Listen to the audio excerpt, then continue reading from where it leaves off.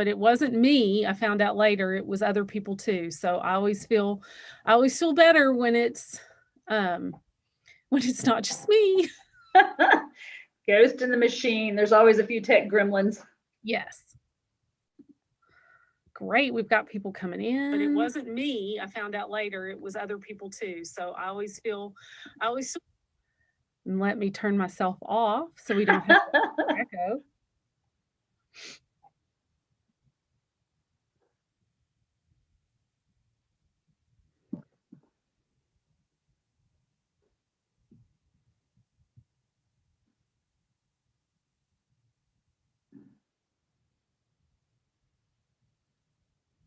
As you're coming in, feel free to put in the chat where you're watching us from.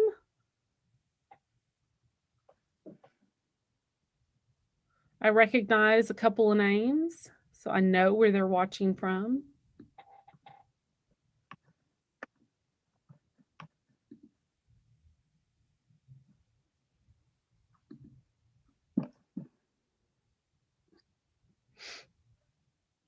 Forget I'm screen sharing, so I guess I don't actually have to click enter for the chat. Everybody can still see it.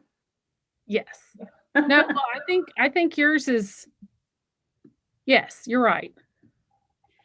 Can you see these floating meeting controls? Because I will probably hide those once we get started. No, it doesn't show once you're sharing. Good deal. Yep. Those are usually right over whatever I'm trying to look at on the slide. So. Yes, it is. If Zoom is listening, can you please move your controls? The Zoom spies.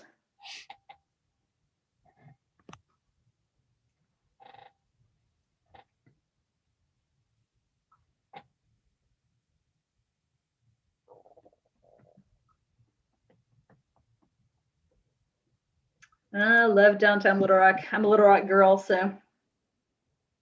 It's nice to be, and we're starting to see people come back. There's starting to be traffic again, which is nice. I mean, foot traffic, not necessarily traffic. As far as we know, all the bridges around Little Rock are still good. Yes, we've not had any reports of anything nefarious happening, so that's good. I'm going to come visit my parents next month, so yay, glad to hear that. Yes. Got a few more seconds. Sure, I'm just going to, remember to mute my own phone. Good times. Oh yeah, I need to put mine on the floor. My mother always calls. Tim, do not tell her I said that. Okay, it's straight up 12 o'clock, so we'll go ahead and get started. Hello, everyone, and welcome to the June 2021 Legacies and Lunch, a program of the Cowles Butler Center for Arkansas Studies. I'm Heather Register Zabindin, the outreach coordinator for the Bobby L. Roberts Library of Arkansas History and Art. The Roberts Library houses the galleries and bookstore at Library Square, the Butler Center for Arkansas Studies, and the Encyclopedia of Arkansas. The Roberts Library Research Room is now open Tuesday through Friday from 10 a.m. to 5 p.m. That's new, just starting yesterday. And this Saturday, June 5th, from noon to 4, we're going to have what we're going to call bonus Saturday. So we will be open this Saturday for you to come and do your genealogical research. So please join us this Saturday from noon until 4. You can go to robertslibrary.org for all the specifics about planning your visit. This program is being live streamed to YouTube. It's actually working this month and will be available to view on the Cowles YouTube channel immediately following the program. The speaker will answer questions at the end of the session, so please type your questions in the chat box in Zoom. So now for today's program. Thank you for joining today's Legacies and Lunch.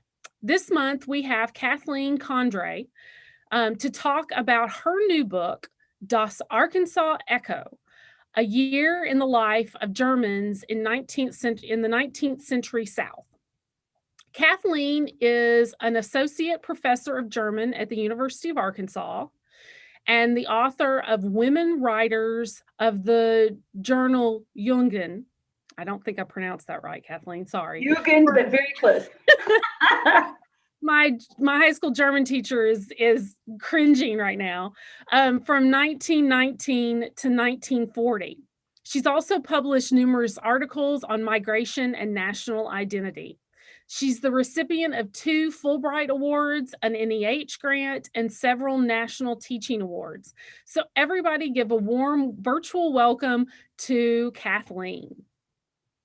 Thank you very much, Heather, for the intro and for the chance to talk about this research and what I was able to find. And I saw Tim Nutt in the audience, and I would be remiss if I didn't also thank him, because he and Tom Dillard let me know about Das Arkansas Echo. I had never heard of it, even though I've been on the faculty here since 1999. And it was a fantastic opportunity to just read about what the Germans thought in their own words, because we have a lot of information about them in the historical record, but it was generally from what outsiders thought about this community. And this was really a chance to see what issues they were interested in themselves.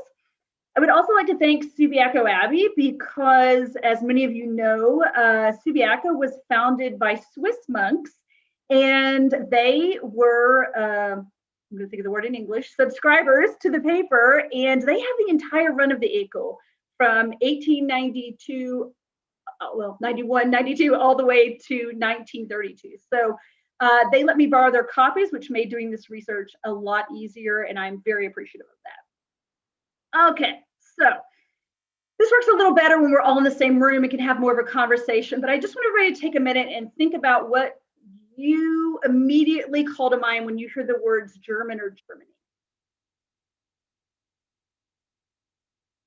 And we've already gotten started here with Neuschwanstein, this kind of fairy tale castle that Walt Disney based his castle off of. You might also be thinking of beer, Oktoberfest, famous composers like Beethoven or Bach. But what inevitably Americans get around to thinking of, if not first, is the Third Reich and Nazis and Nazism. By the way, when I am in Germany and talking with school classrooms, kids who are in the range of like 14 through 18 are always astonished to hear this, because for them that belongs to Germany's very distant past. They learn about it in school, but this is not really what they think of when they think of Germany today. They see themselves as citizens of the EU. But for Americans, that is very much what we call to mind when we hear Germany. So for the purpose of this talk, I want you to consider, though, that these are German immigrants who are living in Arkansas in the 19th century.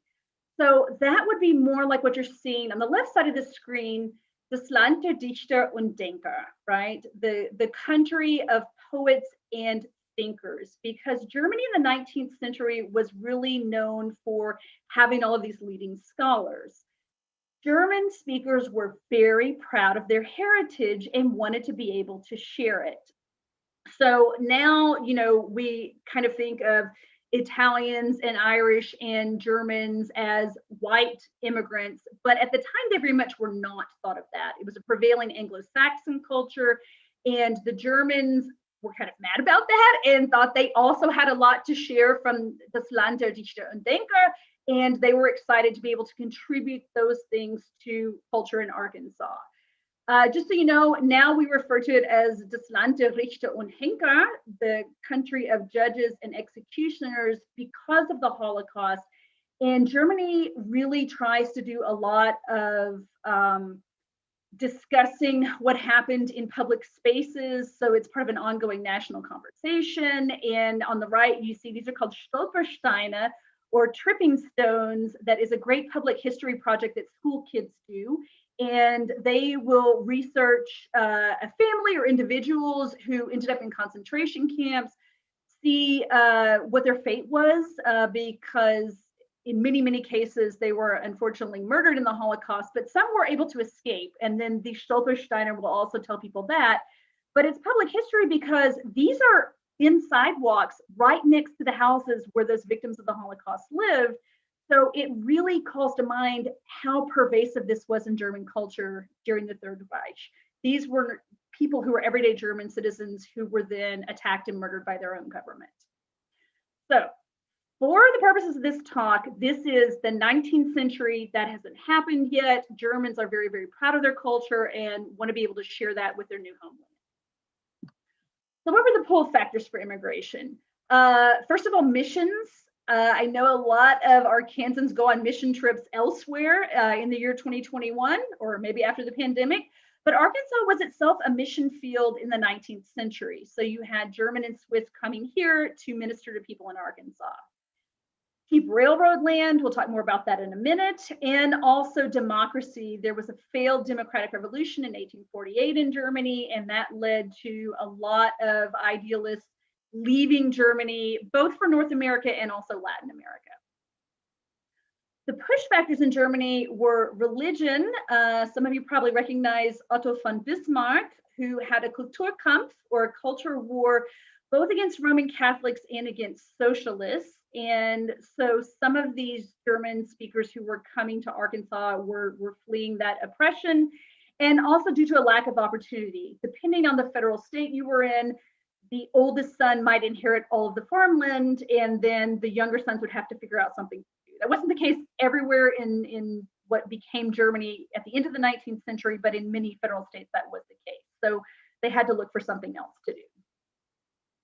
Let me give you just a general overview of German immigration to Arkansas. And by the way, these pictures that you'll be seeing come from this Arkansas Echo. So you can see this is the Iron Mountain Route Railroad. They've got a route from Little Rock to Memphis and a bunch of other places in between. Germans in Arkansas, and I'll say Germans, but obviously that means German speakers, because you also had people from Liechtenstein for Tim, and Austrians and Swiss. So I'm just regarding them all as part of this German speaking community. Tiny percentage of the overall population, not more than 1%, but they had a great reputation for hard work and thrift, and they were actively recruited, especially after the Civil War, where people said openly, we want a replacement workforce that is white, and that is why the Germans were recruited. The first Germans came to Arkansas in the 1790s to the Arkansas Post, but the biggest immigration year for Germans was 1882, so about a decade before the newspapers that I'm looking at. Want to give a shout out here to the Encyclopedia of Arkansas, which is of course right there in the Cowles building. It is an amazing resource. If you have not already checked it out, you should go there right now and just start reading entries. There's so much about the state that you can learn there, and I just really appreciate that resource being made available. And then the other ones are from this Arkansas Echo, which are my copies or were noted. So there are different groups of German-speaking settlers to Arkansas. The Catholic settlers, for example, this is a picture from the Echo that shows Subiaco Abbey, founded in Paris in 1877 by Benedictine Swiss monks. And the Holy Ghost Fathers, just 1 year later, founded the St. Joseph Colony near Morrilton, and they were in fact expelled by Bismarck. So this is one of the push factors I was talking about. This fellow on the fine carriage here is Bishop Edward Fitzgerald, and he rather cleverly made a compact with the railroads, and he promised to recruit Germans to buy the land next to the railroad lines if the railroad would provide money to build Catholic churches and schools for these new communities. He was also particularly concerned with the African American community and built a church and a school for Black Catholics in 1895, although it was open to all faiths. So a lot of the German immigrants would have, for example, sent their children to this school. Protestants, the first Germans in the state at the Arkansas Post, were in fact Lutherans. And I think many of you know about the large group of German Lutherans who moved to, you say it in English, Stuttgart, Arkansas in the 1870s. Two missionaries, Friedrich Döscher and Friedrich Berg, were active in the Central Arkansas African American community as well in 1877. And this gentleman is C.F. Obermeyer, who was a German Lutheran preacher renowned for being the first to conduct worship services for the German community in English. German Jewish settlers, a large number of businesses and factories were founded by German businessmen even before the Civil War. To your left, you have Max Frauenthal, who is regarded as the father of Heber Springs, donated land for the Cleveland County Courthouse. He also served in the Confederate Army and was renowned for his bravery. Gus Oppenheimer on the right is another German Jewish business leader who became somewhat famous in World War II because he and his brother Leonard hired African American workers during a labor shortage during World War II. And he also helped UALR become the four-year institution that it is today, making that transition from Little Rock College. So let's talk now about what these immigrants were not, because there's a bit of confusion in the historical record. They were not a monolithic whole. They were, as we've seen, from a variety of religions, but also a variety of regions with different dialects and backgrounds. They would have seen themselves, especially earlier in the 19th century, not so much as Germans, Germany didn't exist yet, but as Bavarians or Prussians or Swiss. They were not trying to recreate a, quote, little Germany in Arkansas by isolating themselves linguistically and culturally. Rather, they wanted to preserve their language so they could pass on the parts of their culture they believed could be an asset to their new country. They were not ignorant. This is something you find in the historical record. I cannot express to you enough reading this paper in the German. They were interested in philosophy, science, history, literature. The editor and the correspondents regularly use Latin phrases without translating them because, of course, everyone knows what they mean, right? And they ironically regarded Americans, they always say Amerikaner when they mean fellow Arkansans, as uneducated and uncultured. They were not German-only speakers. This varied based on their age and occupation, but enough readers spoke English that the paper did not always translate quotes into German. And I'll say here, when I show you quotes from the paper, those are my translations. They were not insulated and they were interested in wider state affairs. So here's an example of what the Echo looked like. This was a German language weekly, technically published from 1891. They got exactly one issue out to 1932, had around 1,500 subscribers, and it was the third German language paper in Arkansas at the time of its founding. There was also Die Arkansas Stadtzeitung, published out of Little Rock, and Das Arkansas Volksblatt that was published out of Fort Smith. During its inaugural year of 1892, because that was the first year when they actually published the entire year, the paper focused on three main crusades: campaign against prohibition, an attempt to increase immigration to the state, and the insistence on schools with instruction in German. And these three crusades kind of helped them foster a larger group identity where you're having kind of a more cohesive German-speaking whole than these individuals like from Switzerland or Bavaria or wherever. Let's talk about prohibition. Germans were recruited to Arkansas on the promise of viniculture. They thought they could be the next California. They got here and found 3-mile laws. As one German farmer put it, quote, "That's spitting in the soup of the personal freedom that was guaranteed to us," end quote. It was also a religious issue for them. It took away man's right to exercise free will and self-control, which were given to him by God. And they viewed a lack of control over behavior to be a uniquely American problem due to godless child rearing. They also thought viniculture neatly solved the agricultural problems of over-reliance on cotton and excess fruit production. You can only eat so many grapes or peaches or whatever. If you can turn those into alcohol, then you have a shelf-stable product that you can keep and export later. And they thought it was bad for democracy, as we indeed saw when this was passed nationally, because it encouraged the everyday citizen to have a disregard for the law. They also viewed alcohol as an important medicine for a wide variety of treatments. The one issue they do not bring up is freedom of religion. They never made that argument, I think because for Catholics and because it's transubstantiation, they regard the wine and bread as the body and blood of Christ. And of course, in the 19th century in Arkansas, they're already feuding with the Methodists over prohibition. they probably don't want to remind the Methodists and the Baptists that this is their belief, and therefore it's also an issue of freedom of religion. I think they were just happy to kind of fly under the radar and not mention that as one of their arguments against prohibition. In terms of immigration, they were very much worried about a window closing. They told Germans to have friends and family thinking about immigrating to act quickly before it was too late. This probably sounds familiar. Cholera and flu outbreaks were a huge problem in 1892, and that affected immigration as well. You can see from these numbers, Hamburg, which is a major point of departure, in 1891 had 16,729 departures. 1 year later, there were only 1,034. The ECHO also kept a careful watch over legislation that could negatively impact Germans. There's a lovely quote from the Secretary of State candidate John Barrow in the paper who says, quote, "The majority of German immigrants are very estimable citizens. They pay their taxes on time and are good examples for the American farmers. And it could be wished that German immigrants would disperse themselves over our entire state so that all the farmers could profit from the example of their admirable hard work and their thrift," end quote. He was also hoping to get their votes in the upcoming election.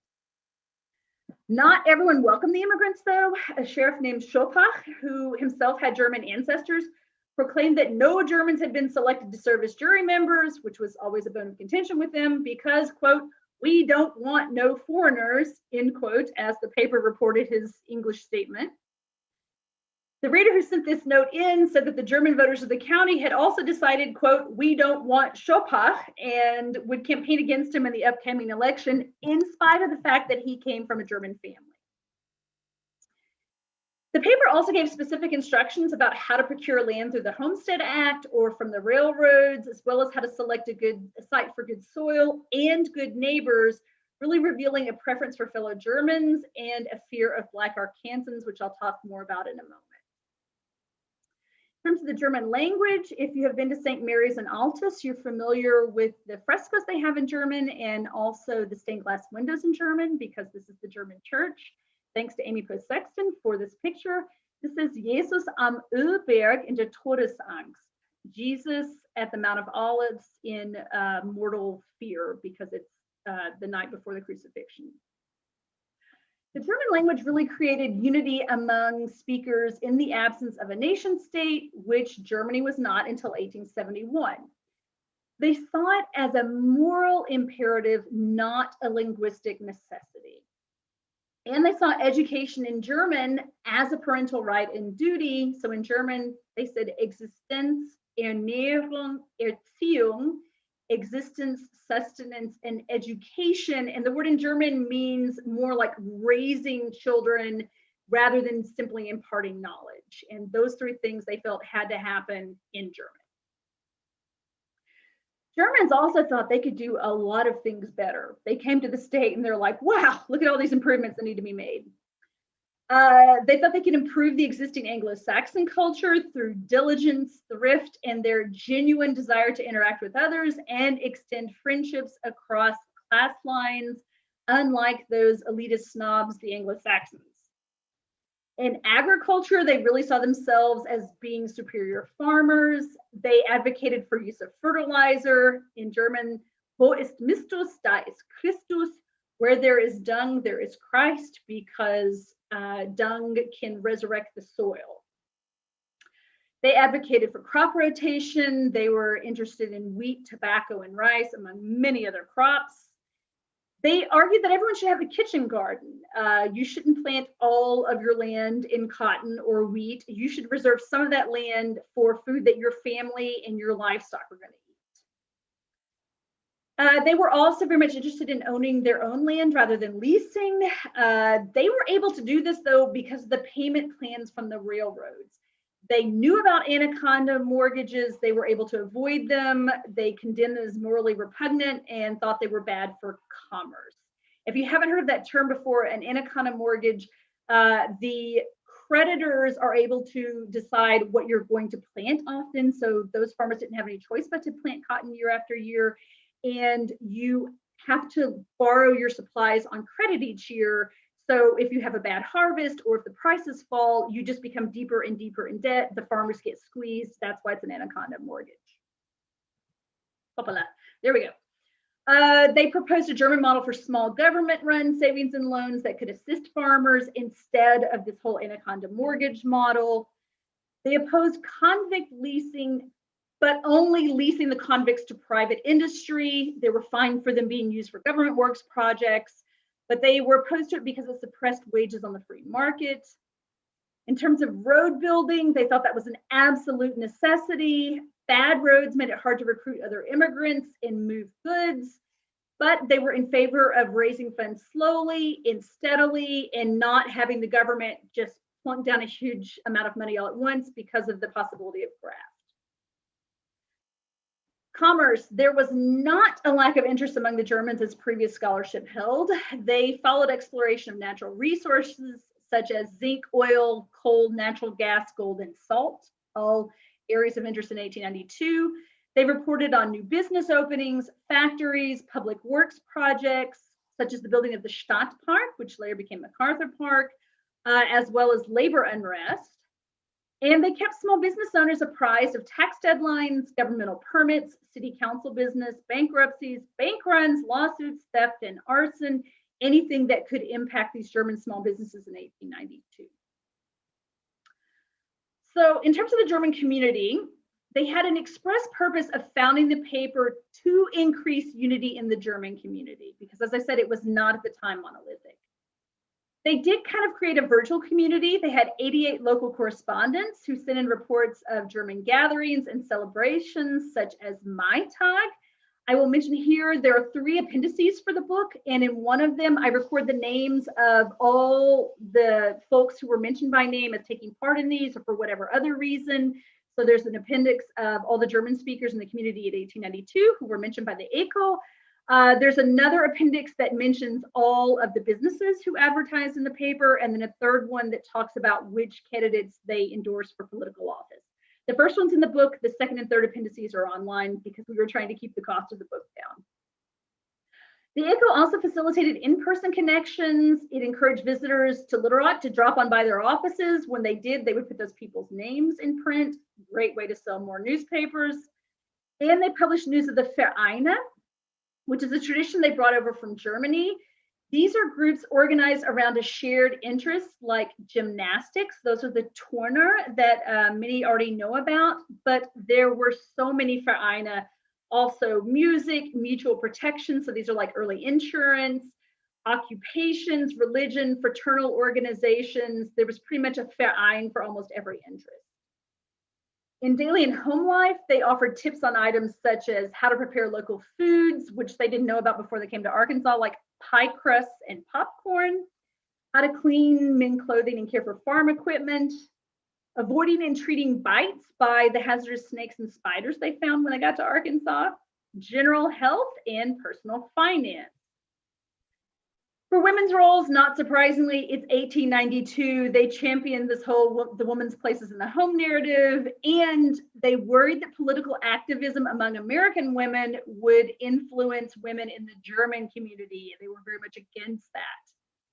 Some readers, though, argued that it was fitting that German girls be allowed to work outside the home since God created work. Working would keep them out of trouble. They saw no problem with that. And there are a number of female entrepreneurs among the newspaper's advertisers, but they are in these very traditional female roles. Seamstresses, midwives, restaurant and boarding house proprietors. There's not, like a female lawyer advertising. In terms of politics, this is a very intellectual and philosophical paper. The articles discuss natural law, the rights of the unemployed, but it was not socialist. It instead just wants to warn against exploitative capitalism. It campaigned as well against trusts and protection tariffs, since those were injurious to workers. It was registered as a democratic paper. They could have registered themselves as anything. They could have said we're independent, which is what the Staatszeitung did. They could have said, we're Catholic. They didn't. They said democratic. It heavily championed the party and its causes, but it also saw itself as neutral and unbiased. Hard to have both there. They printed Democratic candidate endorsements, for example. They did, though, print criticisms of corruption against a Logan County Democratic judge and endorsements of a German running for state auditor as a Republican. So I guess in that sense, they were slightly fair and balanced. The shown on the right here is Fritz, who was a member of the Little Rock City Council, and they were very, very proud of him as one of their own. They called for term limits, more oversight of government budgets. This is probably all sounding familiar. This is important though for the Reconstruction era. They understood in 1892 that the Democrats were again solidly in control of the state, and therefore the importance of primaries. The paper said, quote, "Above all, it is a matter of nominating the right men. Once the candidates are nominated, there's nothing more to be done. The primaries are the main thing," end quote. So they understood that if they wanted to participate in the electoral process, the primaries are where that was going to happen. They also accurately assessed that the People's Party and Republicans would split the opposition vote, which would again result in Democratic victory. That can also very much be argued that it was brought about by new election laws at the time. They opposed the Lodge Bill, which they referred to as the Force Bill, that would have given the federal government power to ensure free state elections because they feared that nativists would use it against immigrants. It also, though, these comments against the Force Bill revealed a real fear of Black political power. Quote, "Even if alone the South would be affected, if the proposed law could have no other effect as to bring the South under the rule of Negro scum and the carpetbaggers, this would be a national disaster," end quote. Sadly, they were also unconcerned with some voting reforms meant to disenfranchise Black and poor white voters, such as the use of election judges for illiterate voters who will helpfully help them mark the right candidate that they want to be in office, the payment of a poll tax, which was equal to a day's wages. But they were paying attention. They objected to others, such as the numbering of ballots and recording the corresponding names, because they could see that obviously is not a free and fair election then. They were furious with the Democratic candidate named Evans, who said, quote, "If I am defeated, I will be proud of it because I will be defeated by the Germans and the N-word. If I am elected, I will be proud of it because I'm elected by the better element," end quote. They were really furious, wanted to have a whole campaign against Evans because they understood race implications in the South and wanted to be regarded as white. As I said, this is not a given that immigrants like the Italians and the Irish and the Germans would be accepted by the Anglo-Saxon majority. They see this Democratic candidate saying this and are worried that they will not be considered white. Mary Moira, who is the daughter of founder Karl Moira, told an interviewer in the 70s that race was not a topic broached in the paper, but I am telling you it very much was in the inaugural year of 1892. The thing is, it is bewilderingly contradictory coverage. So you have attitudes ranging from sympathetic to extremely racist, all published in the paper in 1892. They were very worried about a race war and about what lynchings meant for the rule of law and the democracy they had revered. 1892 was a horrific year for lynchings. Quote, "There must be a terribly crude element growing here in the South, which is developing an appetite for such atrocities. If a murderer has earned death, that does not mean that a crowd of people has the right to punish him," end quote. Hoppala, I have to move my little tabs over. They also, unfortunately, generally sided with the racist white English language press when reporting these lynchings, except in the case of the Hamfisco family. If you know that case, a Black farmer, his wife, and their 13-year-old son were all murdered as part of a property dispute and robbery. The English press gave conflicting accounts of what happened. The Echo kind of read between the lines and said, quote, "That is no case of a lynch court, but rather a shameful murder to commit robbery, and the murderers deserve to all be hanged along with their accomplices," end quote. But they also reprinted an insanely racist article from the other German paper, das Arkansas Volksblatt, about African-American families who were leaving the South, and a racist humor story about Hottentots. And they noticed and commented on the huge out-migration of Black families from Arkansas to Oklahoma and to Africa that was happening at the time. This is not what's referred to as the Great Migration, but this pattern is already being seen in 1892. Other families who came to Arkansas after the Civil War, hoping that it was a chance for them to start over, saw that unfortunately they encountered the same racism in Arkansas as the other southern states that they had left.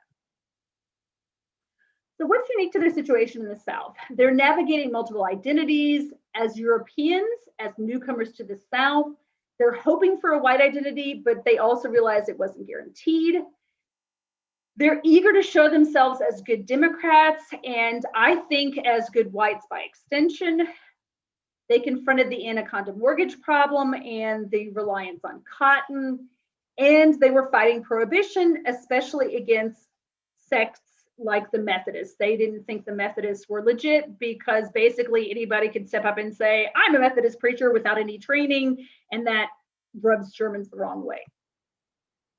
In terms of race, they experienced the beginnings of Jim Crow laws, such as the separate coach law, which was passed in 1891. They were riding the rails. They would have definitely noticed the separate cars, the separate waiting areas and stations, did not say one word about it in all of their coverage in 1892. They also saw voter disenfranchisement, a series of horrific lynchings, a large immigration of African Americans leaving Arkansas, and responded to those things in different ways. There's also some overlap with immigration today. They were not welcomed with open arms by everyone. They fought with the existing Arkansans over the right to brew and consume alcohol. There was an assumption they couldn't speak English because they preferred to speak with each other in German. And they recognized the importance of being active in the political process, but they felt they were being ignored. They urged fellow Germans to become citizens and vote. Quote, because if the good citizens neglect their duties for the common good, then the domineering and avaricious politicians will have an easy time, end quote. And they also supported German candidates as a way to begin influencing the political process. So I'm going to end this presentation with Eugene Bible, or Eugene Bible, as he was originally called in German. You can see him over here on the right. He was a Swiss missionary who worked primarily with Germans in the Pocahontas and Jonesboro areas, which is where my family's from. And he wrote this book, 40 Years a Missionary in Arkansas, about his work in the state. And he said in the Echo in 1892, quote, Vivat Arkansas, ich glaube an das Land und seine Zukunft. Long live Arkansas, I believe in the land and its future, because these German-speaking immigrants really regarded themselves as being in a new home, and they wanted to also be able to contribute to that. If you want to learn more about Germans, you can find my book at UA Press. I'm giving a plug for it here because as a good German American, I am insanely thrifty, and you can get it for $10 cheaper at U of A Press. It's $30 versus Amazon is going to charge you $40. So always go for the bargain, I say, in my German Americanness. And I am happy to take any questions you might have. I love that. Thank you. Thank Sure. you so much. That was a great presentation. Real quick before we get started on questions, Drew, will you clarify your statement so that I can ask the question better? Because I'm not sure that I saw when it came up, and I'm not sure. So just clarify your question, Drew. Tell us a little bit. I'm always fascinated by people's background. How you mentioned your German American heritage, and so how did you come to this? How did you come to the German language? Tell us a little bit about that. Okay. I came to it because I was a biology major who failed calculus and decided German was more fun initially. But my grandfather was one of 13 kids, and only 2 came to America. He was going to become a priest. His sister was to become a nun. It took with her, it didn't with him. So he left Cincinnati, came down to Arkansas chasing job opportunities. He eventually got married, had 11 kids of his own. Yep, we're Catholic. And so that's kind of how I became interested in German. But I will say I did not know any German whatsoever until I was 18. The link between the families was almost lost. My uncle, who was a Catholic priest at the time, was studying in Rome and went to visit all the German relatives. And so he could, of course, speak German. And then I started learning it when I was 18. So there you go. You don't have to learn a language when you're a kid. There is always hope to pick up a language. You can do it. But then since then, you know, every time I go to Germany, which is frequently, I meet some new cousin or great uncle I've never seen before, because it is really quite a large family. So if you have German relatives and you're doing genealogy research, track them down. They love hearing from the American side of the family and will welcome you with open arms, I would say, in 99% of the cases. Great. Okay, let's see. Oh, Drew says it's not really a question. He says the urbanized German immigrants in the Rust Belt cities had a penchant for all different sects, including Methodism. Being Methodist. Let's go. Right. And that's a whole nother fascinating story we could get into, depending on what part of the German speaking realm you're coming from. Austria, for example, at one time was completely Protestant in the wake of the Protestant Revolution, but then the Jesuits kind of sent in their shock troops who were like, would you like to reconvert to Catholicism, or would you like to be marched outside of the city in the middle of winter with no clothes on? Your choice, you get to decide. And so then Austria became almost wholly Catholic again, right? So yeah, that really depends on where they're coming from. So David Strickland would like to know, did Arkansas Germans have many dealings with those in the St. Louis area and in Central Texas? That's a great question. So the readership of the ECO is definitely coming from other parts of America where there are German settlers, as well as directly from Germany. And I know, for example, there were a lot of, so the founders of the paper would take, there was a St. Louis paper, there's lots of St. Louis papers, but they also subscribed to St. Louis German papers, would reprint stories from those. So they were definitely aware of those other Germans, and I am sure had dealings with them. There's nothing reported directly in the ECO where they're like, you know, Friedrich Schmidt is going to go and organize this trip to St. Louis for everybody who has family and friends there. Contact him, we'll all get together and do that. Where you do see them organizing other trips, for example, there was a shooting club, and they would talk about like, oh, a delegation from the shooting club sent people to this other city and took part in this. So, you know, I don't see anything directly reported for St. Louis. And not a lot about Texas in the ECO either. So this is where I also need to explain, for those of you who already know, the Arkansas Stadtzeitung was a huge rival. And my guess is that the guy who ran that paper, Philip Dietzken, was kind of a disagreeable fellow and immediately started a newspaper war with these upstarts who were trying to claim some of the Little Rock market. And so my guess is that there had to be people who, you know, had connections to the Central Texas Germans. They just probably weren't among the ECO readership. And unfortunately, we do not have a ton of extant copies of the other German newspapers in the state the way we do for the ECO, which is why, again, I salute the Subiaco monks who kept all of those for us. I mean, we do also have the ECO in microfilm, but it's deteriorating around the edges and it's difficult to read in parts.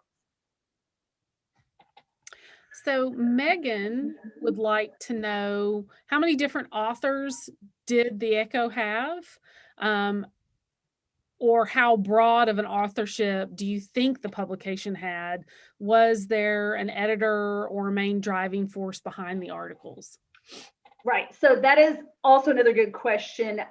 They do have these local correspondents. And so, you know, there's about 88 of those, and they're sending in stories. Those tend to be reports from like, well, here at Shoals Creek, we had a mass and played something by Mozart, and all the Americans came to hear it. Some of them do also contribute content like tending towards editorials. They begged their readers in the inaugural year to send in stories about the local German communities. And Kind is really the only one who did that. He contributed information about the Germans up in the Pocahontas and Jonesboro areas. But it was mostly Karl Moyer, who was called, I'm going to write it in the chat, Der Eco-Mann.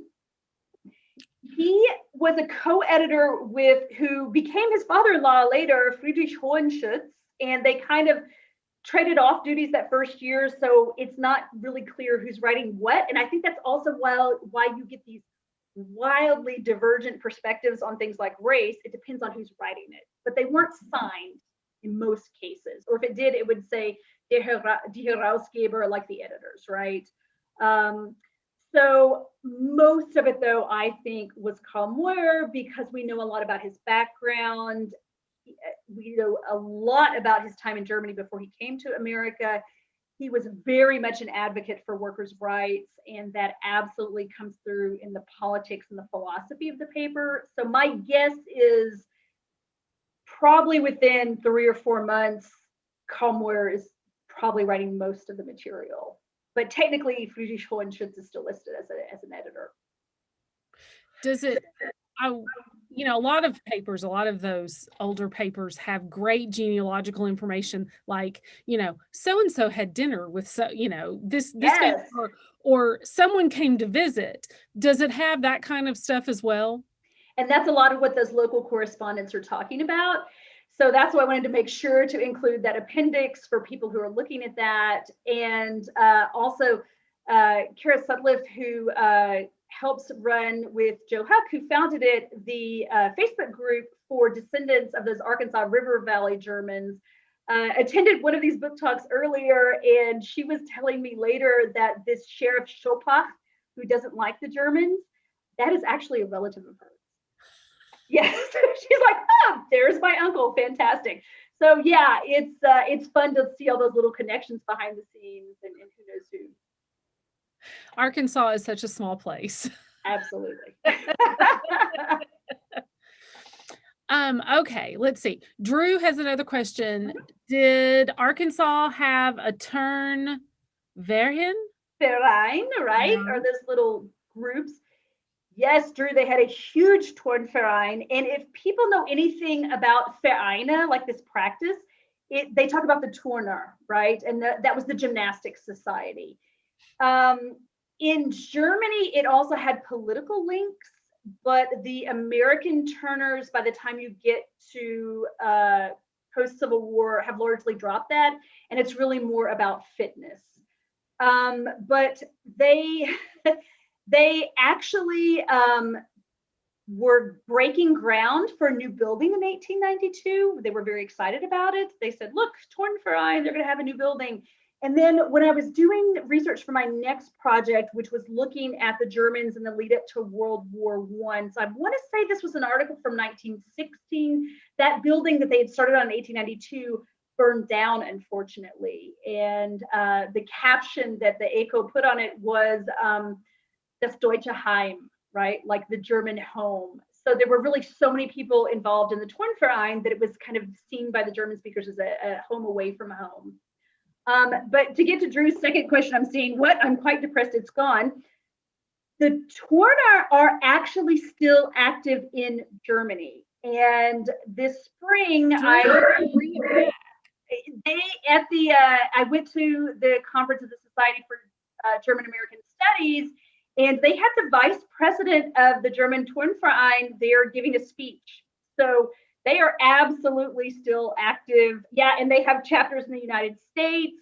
So, you know, I don't know, Drew, if there's anybody in Little Rock. So if anybody knows, shout out for us in the chat. We'll get Drew connected. You can drive over, right? He also asked, were there any direct confrontations between prohibitionists and German immigrants? Jein. I don't know if you guys know that word. I'll put it in the chat. Jein is a combination of ja and nein, right? So I didn't find any evidence of like protests in the streets and brawls between the two groups. I can't remember if it's in James Wood's book or in Hugh Assemacher's book where they talk about the Germans were having a picnic on a Sunday, and it's the day of rest for workers. Of course, it's your day off. You're going to have a beer, right? Or a glass of wine. But, you know, the sheriff showed up and arrested all the Germans and their priest. He was also taking part in the carousing, you know. So there's that kind of story. There's also a correspondent in 1892 who complains that, I want to say it's in the Pocahontas paper, but we could look it up, who complains that the local paper is attacking the Germans on the regular because of alcohol. And so, there's those kind of smaller skirmishes that are reported, but no kind of large scale conflict. And I also thought it was interesting when I was researching this, and of course I'm going to blank on the name of the book now, the book about Prohibition in Arkansas. Feel free to jump in, Heather. Where's Guy Lancaster when we need him? Guy, remind us. It's terrible to be 49. I have no brain cells left. But anyway, that book has no mention of German efforts to fight Prohibition. And they were, thank you, John Barleycorn Must Die, Tim, very good. So he did an exhibit at the old State House. Okay, no mention whatsoever of all the things the Germans were doing, because they were quite serious about it in 1892. Like the Fruit and Grape Growers Association started this petition they were trying to get people to sign, and they were trying to work with state legislature to get these 3-mile laws overturned. They thought they were doing great things, and there is not one mention of them in John Barleycorn Must Die. I'm sure they would be horrified to know that. We need an amended version. We need a second edition where we add. The Germans tried to do their part. When you mentioned the wineries, in Altus, my mother's side of the family is from there, and years ago I had a t-shirt, that said like Post Winery, and I think I had gone to some church camp. We were Episcopalians, but this was like a Baptist church camp, and here I had this winery t-shirt on. So yeah, it was not good, but ongoing struggle with the booze and alcohol. Yes, right? Exactly. Well, does anybody have if you have any other questions, please type them in the chat real quickly. As Kathleen said, the book is available from U of A Press. And I love that you've done several additional appendices, because I love an appendice. I mean, to all the authors out there, oftentimes you can find the best information in the back of the book with all the lists. So, and those are great for genealogists and for other historians. So I love it, appendices.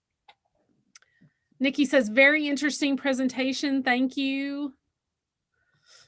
So absolutely. And I'm seeing John's question. Oh, yeah. Thank you. So I would say definitely the place to start is Jonathan Wolf's series in the Arkansas Historical Quarterly. Mm-hmm. And that's kind of like the basic background of German immigration. There's 3 articles that are included there.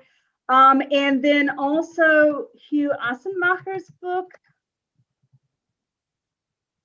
which is a place called, mentions Kent typos, a place called Subiaco.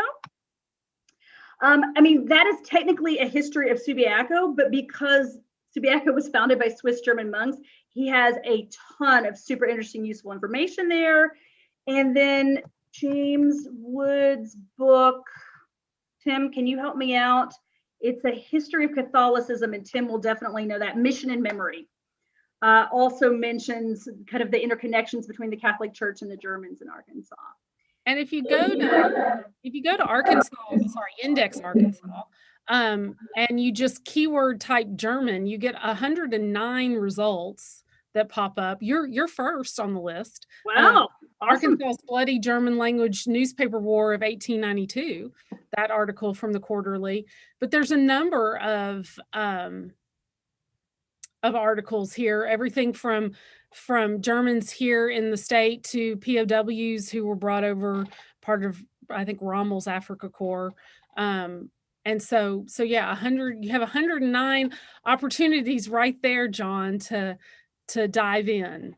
And of course, the Encyclopedia of Arkansas has a great starter article on Germans, and just so many fabulous other articles about Germans in the state. So definitely check that out and highly recommend it. Well, great. Well, thank you so much for doing this. Absolutely. We've had this on the books for forever. I know, I think January.